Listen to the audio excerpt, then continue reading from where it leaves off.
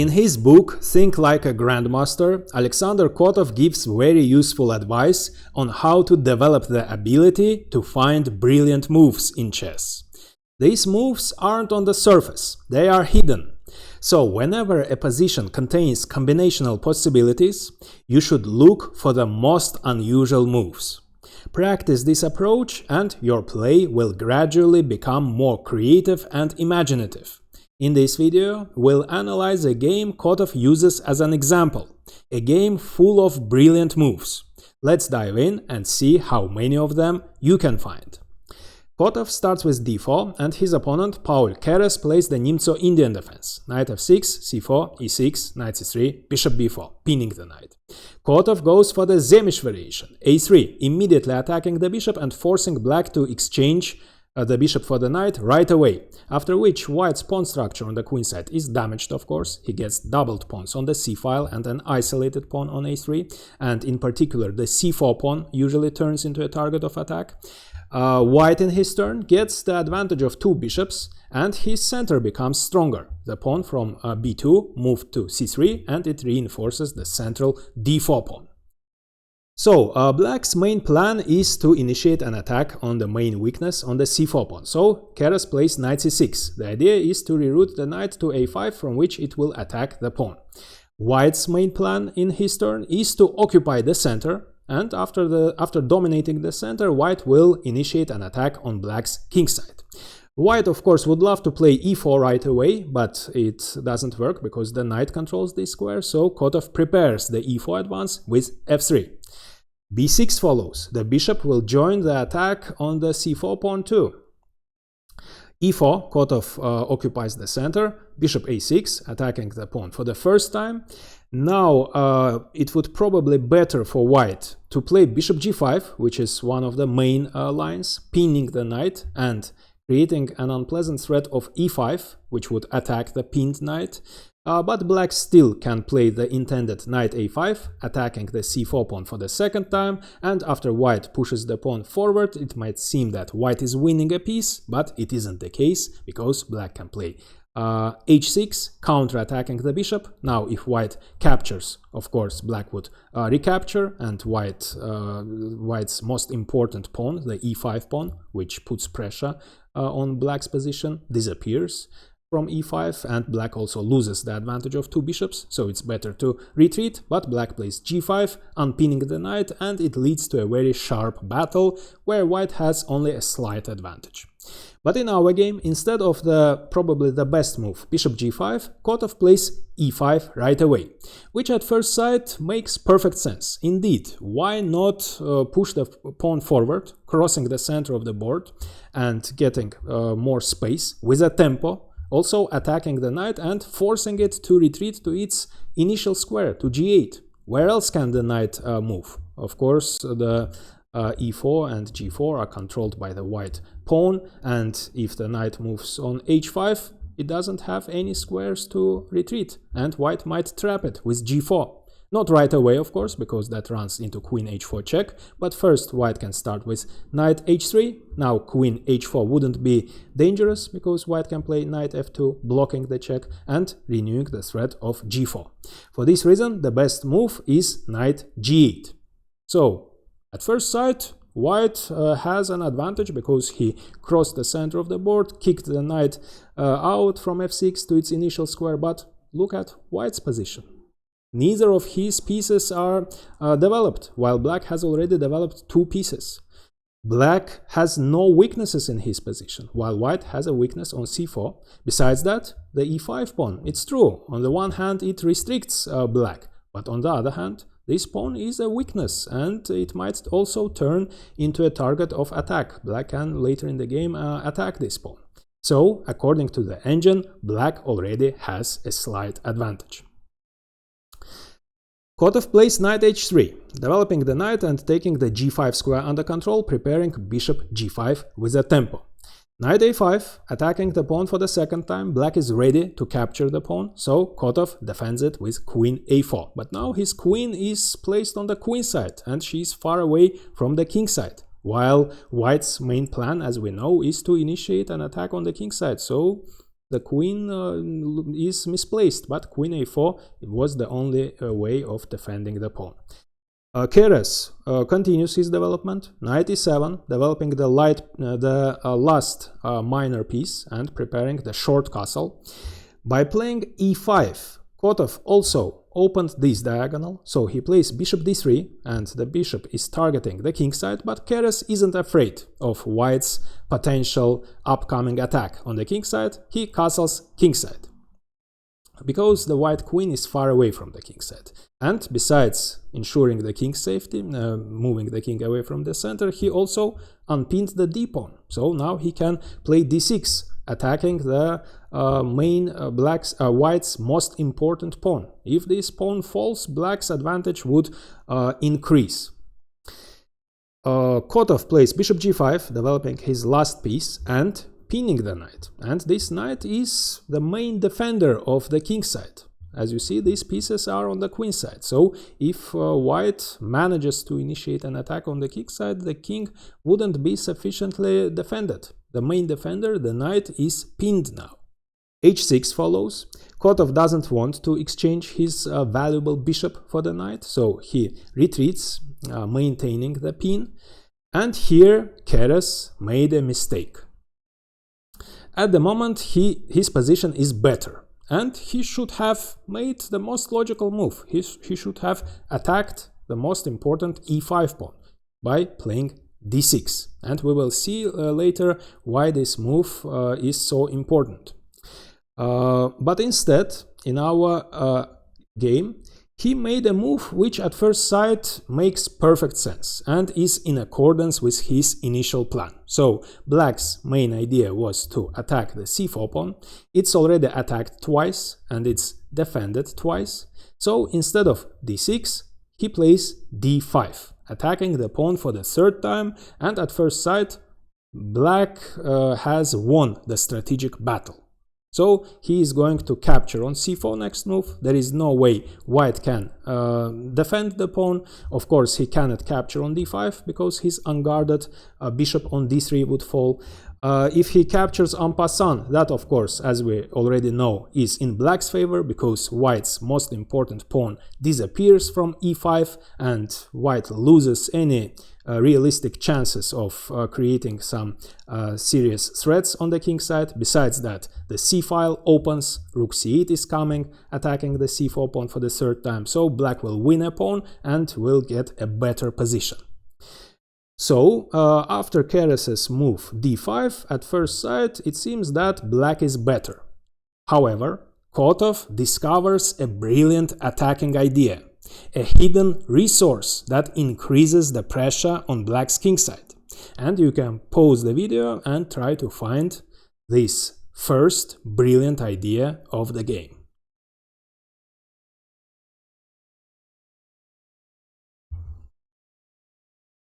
So white must urgently bring the queen into the attack. So there is, it makes no sense to defend the c4 pawn because this pawn would fall sooner or later. It's doomed if needed later in the game. So it's doomed anyways. The pawn is attacking it. Besides that, even if black didn't play d5, he usually can attack the pawn one more time with rook c8, c5, opening the c file. So this pawn is always doomed in this variation. So white must, instead of defending this pawn, urgently create serious threats on the king side to the black king.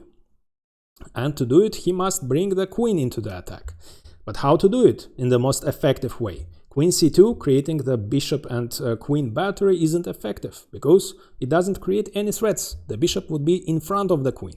For this reason, Kotov plays bishop b1. And next move, he's going to play queen c2 and he will create checkmating threats. Just to illustrate how dangerous black's position is, let's say if black ignores the threat and makes the most straightforward move, finally winning this pawn after queen c2, how should black defend against the checkmate, against the invasion of the queen? The knight cannot block the battery because it's pinned. Black cannot play f5 either. And now we can see why it was so important for black, instead of d5, to play d6 and attack this important pawn. If black succeeded in eliminating this pawn, then in this position black could have played f5 and blockade the battery. But now, of course, f5 runs into en passant. E takes f, reopening the diagonal and destroying black's kingside. And finally, if black plays g6, it's true, he closes this diagonal, but he terribly weakens the dark squares, and the bishop, of course, invades f6, and there is no defense against the terrible threat of queen f2, queen h4, queen takes h6 with checkmate. Once the queen reaches h4, if black plays king h7, defending the pawn, of course, knight g5 check would follow and the pawn would be pinned. Black won't be able to capture the knight. So white's attack is deadly in this variation. So black cannot capture on c4 after Kotov's move bishop b1, and he must take measures against the terrible threat of queen c2. And Keres does that. He plays g5 in order to unpin his knight, so that the knight can move either to f5 or g6 and block the battery. But of course, g5 seriously weakens the kingside.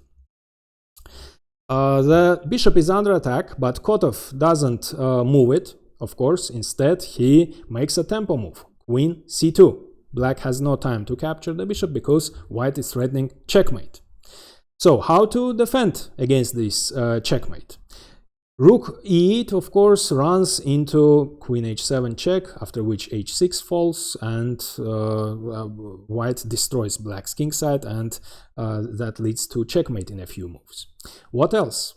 If black plays knight f5, blocking the battery, then white can attack this knight with g4. The knight cannot move because of checkmate. So white is simply winning a piece. Next move, he will capture the knight, and then he will move the pawn away from f5, either with f6 or f takes e, reopening the diagonal and renewing the threat. And if black captures the bishop, that would be even better for white, because the black pawn has disappeared from g5. That means the g file opens after g takes f. Materially, the position is equal, but look at the position, look at the black king. Besides f6 or f takes e and the invasion of the queen, white is also ready to bring the rook into the attack, and of course black cannot hold this position. For this reason, instead of knight f5, which runs into g4, Keres prepared knight g6. And on g6, white cannot attack this knight. And at first sight, it seems that black has successfully parried the attack. We have reached the second critical position. So the diagonal is blocked by the knight, the bishop is under attack, the pawn is also attacked and is doomed, and it seems that after white moves the bishop away, which is the most natural move, black will simply capture on c4, winning a pawn. White's attack fades away and black is winning. However, Kotov doesn't retreat the bishop. Instead, he finds the second brilliant move of the game. And you can pause the video and try to find it too.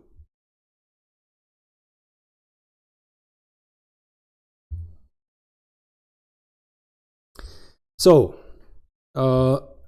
white would love to remove this knight, because if the knight is removed, the diagonal would open. How to do that? Another unusual move comes. So that's what you will now see what Kotov means by the most unusual moves. So his bishop is under attack, but instead of saving the bishop, he moves the knight on f4, right under attack of the pawn and the knight. However, it turns out that the knight is actually untouchable. The pawn cannot capture it, and that's why Kotov kept the bishop on h4, because the queen would be lost. And as we know, the knight cannot capture on f4 either, because the diagonal would open and that would lead to checkmate. So, what else can black do? By playing knight f4, Kotov has created an immediate threat. He has attacked the knight one more time, and he threatens knight takes g6, f takes g, queen takes g6 check, king h8, queen h7 checkmate. If black tries to hold the g6 knight and plays queen e8, trying to defend it, then of course white doesn't capture instead, so he doesn't want to decrease his attacking resources by exchanging the pieces. Instead, he would play knight h5. So compare the miserable knight on h3 with this great knight which is ready to invade the great f6 square. And not just invade, but with a fork, winning the queen. So black again doesn't have time to capture the bishop. He must save the queen, and let's say after queen e7, white finally saves his bishop, vacating the h4 square. h4 is coming, threatening h takes g, opening the h file, after which the rook will join the attack, or even a more serious threat, after h4, instead of capturing on g5, white can play knight f6 check, vacating the h5 square, and after the king moves, the pawn would move to h5, attacking the knight, and as we know, the knight won't be able to retreat because of queen h7. So, for this reason, after knight f4, king e8 doesn't work either. For this reason, Keres captures the bishop, letting white capture on g6. Of course, as we know, black cannot recapture because of queen takes a g6 check followed by checkmate. And white is threatening not just rook takes f8, winning the exchange, but also even more serious threat is knight e7 check, moving the knight away from the battery's way with a tempo, and after knight e7 check and let's say queen takes e7, queen h7 checkmate would follow. For this reason, Keres plays rook e8, saving the exchange and vacating the f8 square for the king. And we have reached another critical position. It's time for the third brilliant move. You can pause the video and try to find the most unusual move that continues the attack in the most effective way.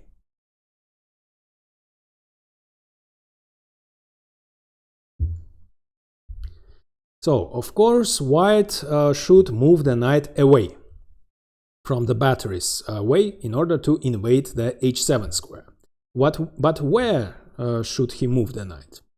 Knight e7, now that the f8 square is vacated for the king, doesn't work. Of course, black doesn't make a terrible mistake by capturing on e7, either with the rook or the queen. It doesn't matter, because the e7 square would be occupied in this case, and after queen h7 check, checkmate would follow. The king cannot escape. But after knight e7 check, of course, for this reason, black doesn't capture the knight. Instead, he plays king f8. And the knight is under attack now, and it turns out that, so black is ready to capture it, and it turns out that the knight is actually trapped. For this reason, knight e7 check doesn't work. What else can white do? If the knight retreats to f4, it would be far away from the king, so it wouldn't attack, it wouldn't take part in the attack in the effective way. And black can bring the queen into the defense. White is threatening queen h7 check, then h6 pawn might fall, but black plays queen g5, bringing the queen into the defense with a tempo, attacking the knight, defending h6, and h6 is defended and white's attack fades away. So knight f4 doesn't work either. And now it's time for this brilliant move. The most unusual move. How many times have you seen such a maneuver? Knight h3, on developing the knight on the edge of the board. Then the knight jumped on f4, right under attack of the g5 pawn and the g6 knight. Then it captured on g6, and black couldn't recapture it. And now the knight jumps to the corner of the board, on the enemy territory, knight h8. And from h8, the knight is attacking the f7 pawn. And white is threatening queen h7 check, king f8, queen takes f7 checkmate. And of course, the knight is untouchable for the same reason. Queen h7 checkmate. So black must defend against the threat of queen h7 check and queen takes f7 checkmate. But how? If he tries to escape, if the king tries to escape to the queen side with king f8, do you see another brilliant move? Then the knight would capture on f7, completely destroying black's king side with a tempo, attacking the queen, attacking the h6 pawn, and the knight is untouchable because if the king captures, queen h7 check, followed by bishop g6, threatening checkmate, and no matter how black defends against the checkmate, either with rook e7 or queen e7, the reply would be the same.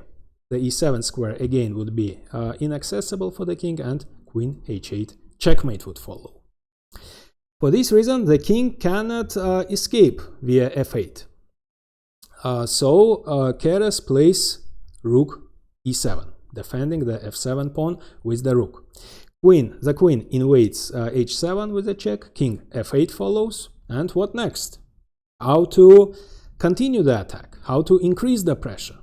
So the f-pawn moves forward, creating a terrible threat of f5, after which white will have two threats. F takes e, opening the f-file and castling kingside, bringing the rook into the attack on the f-file, and maybe even more serious threat after f5. Instead of f takes e, f6 is also possible, attacking the rook. And where would the rook retreat?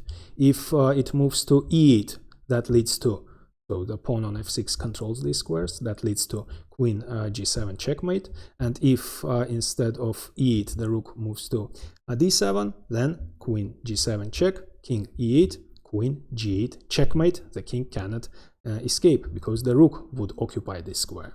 So f4 is the move. After f4, white creates a terrible threat of f5. Keres in his turn captures on c4, bringing the knight, activating the knight, and opening this diagonal. And this move actually has an idea. Kotov pushes the pawn forward, f5, and we already know the threats f6 and f takes e. So to prevent this, Keres captures on f5, and the black pawn disappeared from e6.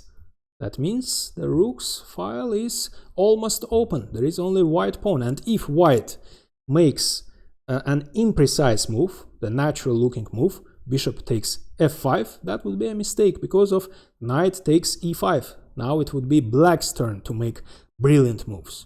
So now the e file is completely open, and the discovered check is threatened. The diagonal is open, so white cannot castle kingside. And suddenly black seizes the initiative. If white captures the knight, black would even get a winning position. After rook takes e5 check, it turns out that the king must move, he loses the right to castle, after which the queen moves to f6, defending the f7 pawn and joining the attack, and the queen, the rook and the bishop together will create terrible threats, deadly threats to the lonely king, and the queen and the knight cannot take part in the defense.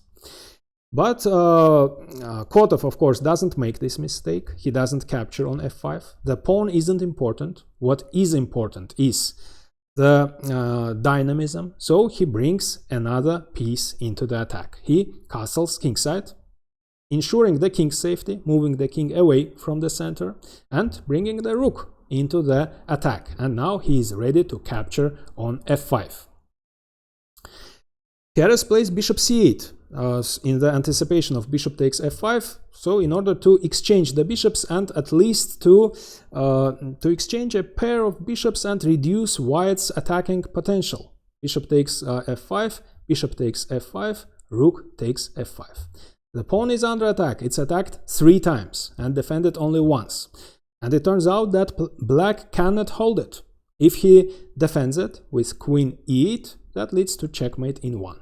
The pawn is pinned, of course. If he defends with queen d7 instead, then that leads to checkmate in 2. Knight g6 check and queen g8 checkmate. So Keres realizes that there is no way to hold the pawn, and his only chance is to escape. So the king tries to escape to the queen side. King e8 follows. Rook takes f7. Of course, black cannot capture because of queen takes f7 checkmate, so the king continues his escape.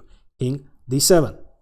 And now black is ready to capture the rook, and after the exchange of the rooks, the king can move to c8 and he would be safe. But Kotov doesn't let him do it. Queen f5 check follows. The king cannot escape to c8. So he plays king c6, which looks like the only move because king e8 runs into checkmate in 1, so king c6 follows. Again, the king is ready for king b7, after which he would be safe, but Kotov doesn't let him do it. Queen f6 check, and attacking the rook for the second time. So the king cannot move to b7, he must defend the rook. He must return to d7. e6 check follows now. Again, king e8 runs into checkmate in 1. And the king is also tied to the defense of the rook. So it seems that the only move is king d6, so that the king can defend the rook, but in this case, after rook takes, queen takes, knight f7, check would follow. And the king must move away, he cannot defend the queen anymore, and white is winning the queen. For this reason, after e6 check, Keres plays king c6, letting white capture the rook, but white doesn't win the whole rook. He wins only the exchange because this knight, this great knight, which has done fantastic job, finally falls. Queen takes h8. And we have reached another critical position. You can pause the video and try to find the last brilliant move of this game.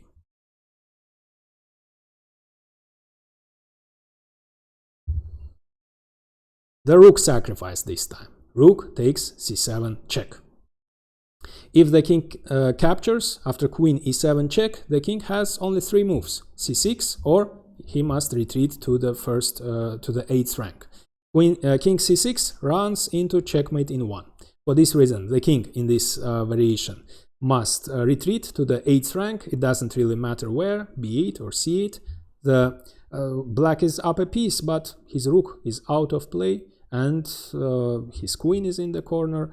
The queen is cutting the king on the 7th rank, and the rook joins the attack with great effect. There is no defense against rook f8 check. Black must give up the queen, and after that the pawn will promote.